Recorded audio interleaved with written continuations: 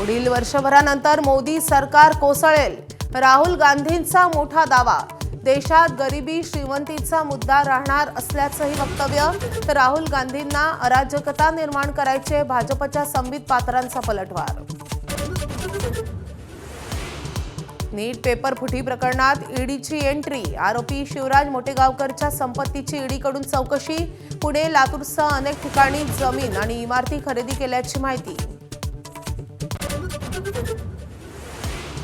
राज्यात 29 मे पासून मान्सूनपूर्व पाऊस पडणार, 75 ते 100 मिलीमीटर पाऊस झाल्याशिवाय पेरण्या करू नका, हवामान तज्ज्ञांचं आवाहन।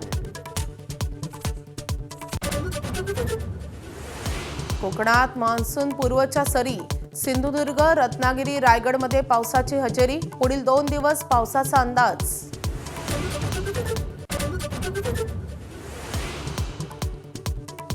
राज्यात इंधन टंचाईचा संकट गडद, परभणीच्या मानवतमध्ये डिझेल भरण्याच्या कारणावरून हाणामारी, नंदुरबारच्या शहादामध्ये पेट्रोल पंप कर्मचाऱ्याकडून शेतकऱ्याला मारहाण।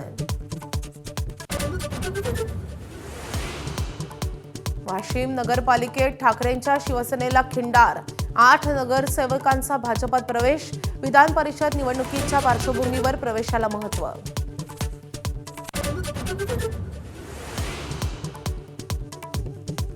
4 महिलांचा बळी घेणारी T2 वाघीण वनविभागाकडून जेरबंद। चंद्रपूर जिल्ह्याच्या सिंदेवाहीत तेंदूपत्ता तोडणाऱ्या महिलांवर वाघिणीनं केला होता हल्ला।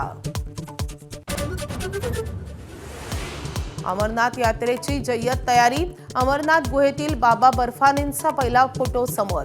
3 जुलैपासून यात्रेला सुरुवात।